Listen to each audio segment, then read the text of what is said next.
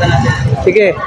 Mga idol, nandito ko sa labas ng QQ Mall Manila, kaya po Bangilis Tested. Sa katunayan, nandito yung display ko, ibisita ako. Tingnan mo yung promo nakuha niya. Galing siya sa loob.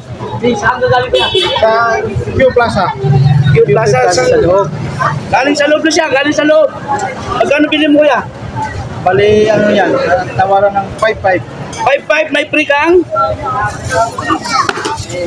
Legit po ito kuya, legit po. Mga legit po siya.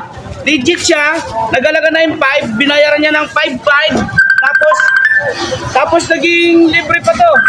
Nagalaga 7,500 dito sa Manila, kaya po Bangilis Tested kay Idol Boss Waray. Tapos mayroon pa siyang tag 2.5. Magkano ba dito lahat kaya? 5.5, tapos 3.5, tapos 2.5. Kumuha ka pa doon ng isa, dagdagan mo pa to ng ganito. Punta ka doon kuya, mamaya ka ng bayad. Kuha ka pa isa kuya, ganito. O, pa isa. Si Kuya. Baka dagdag kuya. Mga idol, Dagdag pa. baka sabihin nyo, set up yun. Baka sabihin nyo, kasabwat ko yun. Hindi po. Hindi ko kasabwat, mga idol. Kaya yun yung kanina nakikita ko, namimili. Meron, Kasabwat, hindi. Hindi kasabwat. may kausap siya sa cellphone. May ka-video chat. Namimili. Kabindi. May namimili.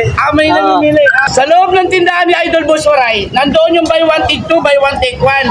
Ngayon po, sana marating nyo yung Manila Quiapo, Bangilis Street. Pasok kayo sa loob. Nandoon po si Idol Boss Waray sa loob ng QQ Mall. Tara, let's go. Papanorin natin. Mga idol ha. Pasok tayo mga boys. Dito sa QQ Mall, yun talagang pwesto ni Boss Waray. Nag-promo lang siya doon na nagtatawag ng Nandito yung nakabili oh. Nandito yung nakabili. Kukunin Ayun, ko na may lang free yung pa isa. bayad.